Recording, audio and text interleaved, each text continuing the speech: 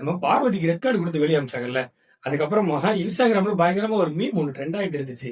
நீங்களும் பாருங்க. துணிவே சக்தி, துணிவே சக்தி, என்ன பொறுத்த வரைக்கும் பார்வதியோட அம்மா வராம இருந்தா கூட பார்வதி ஃபைனல் வரைக்கும் வந்திருப்பாங்கன்னு நினைக்கிறேன். வணக்கம் மக்களே, Bigg Boss Tamil season 9 finals வரைக்கும் வரப்போகுது. ஏற்கனவே எலிமினேட் ஆகி வெளியே போன ஹவுஸ்மேட்ஸ் எல்லாரும் உள்ள வந்து பயங்கரமா ஃபன் பண்ணிட்டு இருக்காங்க. நிறைய விஷயங்கள் நடந்துட்டு இருக்கு. திங்கக்கிழமை ஒரு விஷயம் நடந்துச்சு. அதாவது பிக் பாஸ் வீட்ல வந்து நீங்க யாரை சேவ் பண்ண நினைக்கிறீங்க அப்படின்னு சொல்லி கேட்கும்போது மோஸ்டா எல்லாரும் சொன்னது என்னன்னா, சாண்ட்ரா வந்து நான் சேவ் பண்ண நினைக்கிறேன். அதுலயும் குறிப்பா சபரி என்ன சொன்னார் அப்படின்னா, நான் சாண்ட்ராவை சேவ் பண்ண விரும்புறேன் பிக் பாஸ். சாண்ட்ரா ஜெயிச்சா சாண்ட்ரா மாதிரி பயந்துட்டு இருக்க நிறைய பெண்கள் ஜெயிப்பாங்கிற நம்பிக்கை எனக்கு. கிரிஞ்சுங்க, கிரிஞ்ச் ஆஃப் தி இயர் உங்களுக்கு அவார்டே தரலாம். அதை பார்த்த உடனே லிட்டரலா எனக்குலாம் வந்து பயங்கர கடுப்பாயிருச்சு. ஏன்னா சாண்ட்ரா பண்ணது 85% ஆக்டிங் அப்படின்றது நம்ம பார்க்கும் போதே பச்சையா தெரியும். ஒரு சில விஷயங்கள்ல அவங்க உண்மையா ஹர்ட் ஆயிருந்தாலும் மத்த எல்லாமே நடிப்பு தான். சொல்ல போனா அவங்களுக்கு நடிப்பு அரைக்கின்னு ஒரு பேரே இருக்கு. என்னடா இவங்க இப்படி போய் சாண்ட்ராவை சேவ் பண்றாங்களே அப்படின்னு சொல்லி நினைக்கும் போது வியானா உள்ள வந்து பயங்கரமா ஒரு விஷயம் பண்ணிட்டு இருக்காங்க.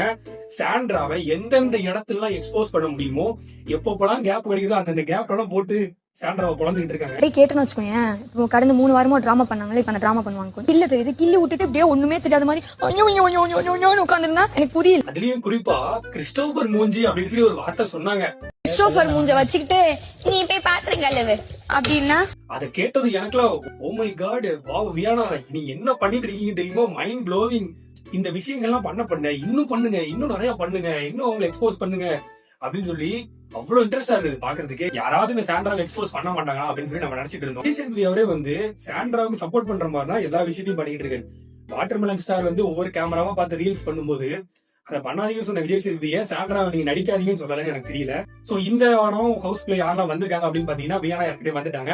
அது போக பிரவீன் காந்தி, வாட்டர்மெலன் ஸ்டார், பிரவீன் ராஜ் இவங்க எல்லாரும் வந்திருக்காங்க. வந்த உடனே எல்லாருக்கும் தெரியல, அப்படியே ரொம்ப பாசமா இருக்கிற மாதிரி எல்லாரும் கட்டி அணைச்சி அவங்களோட வாழ்த்துக்கள் எல்லாம் பரிமாறிக்கிட்டாங்க. பிரவீன் ராஜ், சபரி இவங்க எல்லாம் கார்டன் ஏரியால உட்காந்து பேசிட்டு இருக்கும்போது பிரவீன் வந்து ஒரு விஷயம் சொன்னார். யாரை பத்தி? சாண்ட்ராவை பத்தி.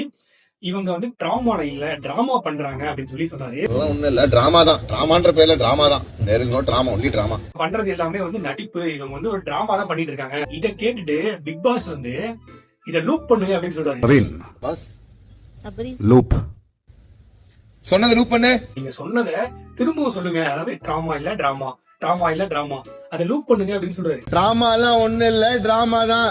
இந்த பிக் பாஸ் சீசன் 9ல வந்து நல்லா இருந்த ஒரு காம்போ அப்படின்னா வினோத் திவாகர் எல்லாருமே சொல்லிட்டு இருந்தாங்க. சோ வந்த உடனே திவாகர் வந்து வினோத் கிட்ட ரொம்ப பாசமா இருக்கிற மாதிரி அப்படி எல்லாம் பண்ணிட்டு இருந்தாரு. ஏன்னா வெளியே இருக்கிற நம்மளுக்கு தெரியும், திவாகர் இன்டர்வியூல வந்து வினோத் என்னென்னலாம் சொன்னாரு அப்படின்ற விஷயம் நம்மளுக்கு தெரியுன்றதுனால